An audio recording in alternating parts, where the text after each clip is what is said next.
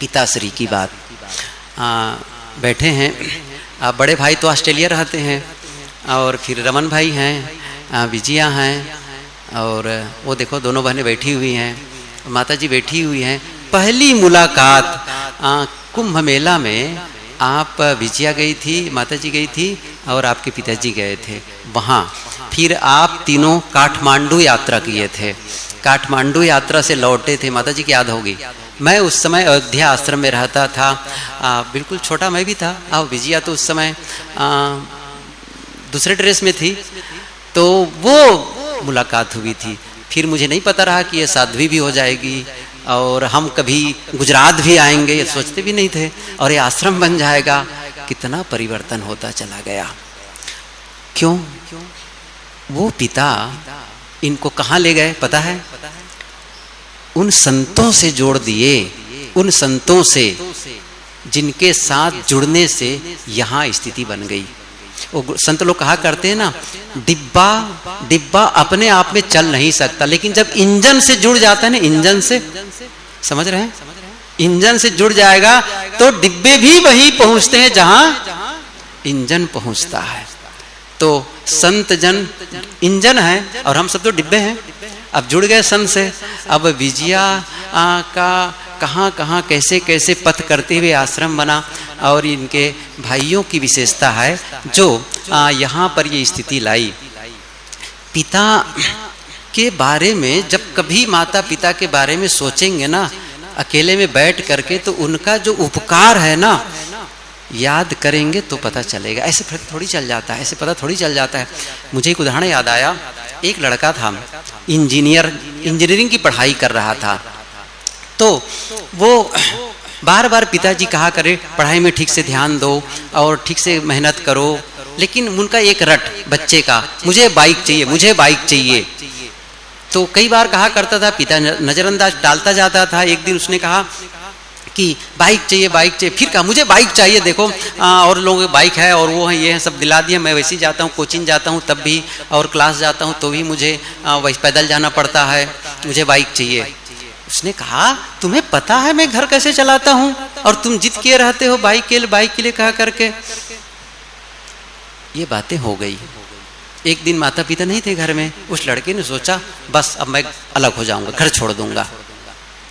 अब घर छोड़ दूंगा का निर्णय लिया, तो अब क्या करे, तो घर छोड़ने के लिए सोचा तो घर में कोई था ही नहीं। चलने लग गया, कुछ सामान वगैरह सेट किया अपना और चलने लग गया। तो जल्दी जल्दी में वो क्या किया, अच्छा पैसे तो है नहीं है, अब क्या करूं।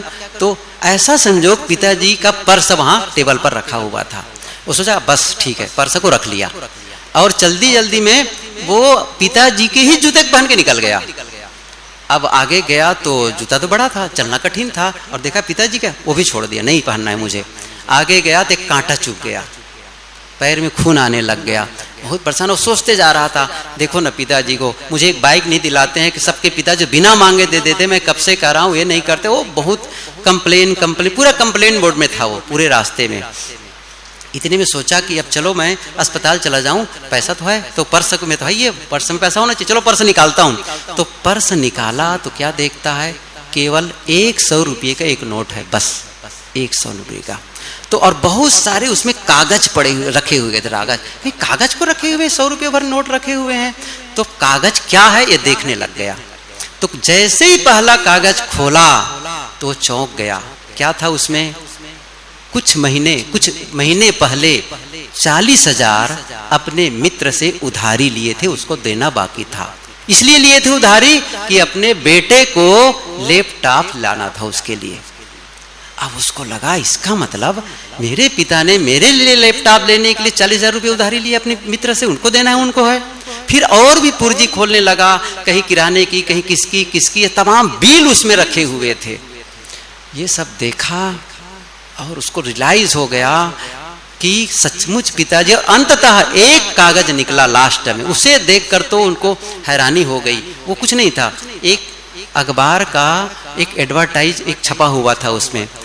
उसमें क्या लिखा था, अखबार के टुकड़े में, कि अपना पुराना स्कूटर दे करके नया बाइक ले जा सकते हो। अब वहां से दौड़ा, बस हो गया कहा करके।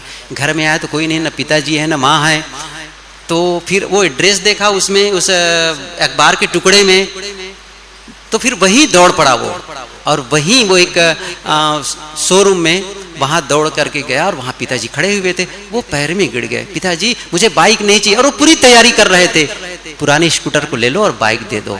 तब उनको पता चला कि मेरे लिए कितनी इनकी प्लानिंग है, कितनी प्लानिंग है। और कहा मुझे कुछ नहीं चाहिए, बस मैं सब समझ गया, आपका पैसा नहीं होने से मैं वो पर्स चुरा लिया था, और उसी चुराए हुए पर्स में सब कुछ मुझे मिल गया, सब कुछ मुझे मिल गया। जेब खाली हो फिर भी मना नहीं करते देखा, जेब खाली हो फिर भी मना करते नहीं देखा, मेरे पापा से बढ़ करके कोई अमीर इंसान नहीं देखा। इसने बहुत सुंदर कहा है, किसी को अमीर इंसान नहीं, जेब खाली होते हुए भी वो मना नहीं करते हैं। उपकार को तो देखो, कितनी बड़ी बात है। यदि जिस व्यक्ति के जीवन में माता पिता का आशीर्वाद मिल गया, समझ लो वो जो भी करेगा ना उसको सफलता मिलेगी। एक बात याद आई, और मैं कहूँ, एक पिता था, और पिता सामान्य व्यक्ति था लेकिन बड़ा ईमानदार था, बहुत ईमानदार। उसने उसका अंतिम वक्त आ गया तो उनका बेटा का नाम था धनपाल। उसने कहा बेटा जाते वक्त मैं तुम्हें कुछ दे नहीं पाया, लेकिन एक आशीर्वाद है मेरा, उसको तुम ध्यान रखो। मेरा आशीर्वाद है, तुम जो भी करो ईमानदारी से करना, लेकिन तुम जो भी करोगे ना, तुम यदि धूल को भी उठाओगे तो वो सोना बन जाएगा, ये आशीर्वाद है। अब उसके मन में यही हो गया, पिताजी का आशीर्वाद है, जो करूंगा अच्छा होगा। अब वो एक रेडी होता है ना, ठेला जिसे ढकेल करके सामान बेचा जाता है, वैसा वो शुरू कर दिया और चलने लग गए बढ़िया। फिर उसके बाद में और बढ़िया चलने लग गया, छोटी सी दुकान शुरू कर दी और बड़ी दुकान शुरू कर दी। इस प्रकार से अच्छा व्यापार चलने लग गया, और मित्रों से ही बताता मेरे पिताजी का आशीर्वाद है और मुझे सब कुछ ये हो रहा है उनके आशीर्वाद से। तो उनके मित्रों ने कहा कि आपके पिताजी का आशीर्वाद से इतना हो रहा है तो वो खुद क्यों धनी नहीं हो गए? उन्होंने कहा देखिए, उनकी ताकत की बात मैं नहीं कर रहा हूं, मैं उनके आशीर्वाद की ताकत की बात कर रहा हूं। उनके आशीर्वाद मुझे मिला है और उसके नाते ये सब हो रहा है। ऐसे ही चलता रहा। एक दिन उसके मित्र ने उसको उपहास करते हुए, परिहास करते हुए कहा, अच्छा तो तुम्हारे पिताजी का आशीर्वाद इतना ज्यादा, इतना अधिक है, सब कुछ है, तो एक काम करो, वह व्यापार करो जिसमें घाटा निश्चित है, पक्का है, वह व्यापार करके दिखाओ, और फिर आशीर्वाद के बल पर वो फायदा हो जाए तब तो समझे कि हाँ आशीर्वाद के बल पर है। कहा ठीक है, धनपाल तैयार हो गया।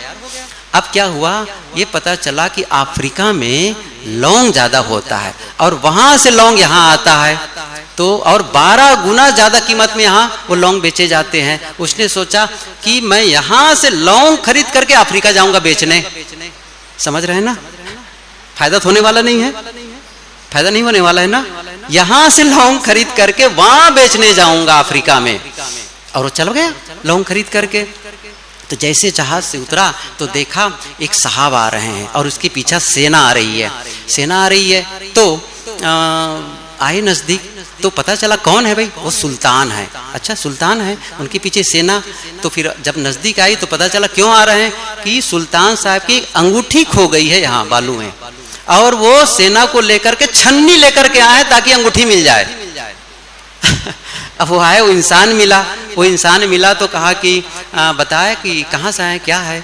तो उसने कहा कि मैं वहां से आया हूँ और लौंग का व्यापार करने आया हूँ। सुल्तान ने हंसा, यहाँ लौंग बेचकर कहाँ कुछ पाओगे, यहाँ क्या मिलने वाला, यहाँ तो खुद लौंग पैदा होता वही भेजते हैं। उसने कहा नहीं, मेरे पिताजी का आशीर्वाद है। उसने पिताजी ने कहा है धूल, ऐसे पकड़ा धूल को भी छुओगे तो वो सोना हो जाएगा।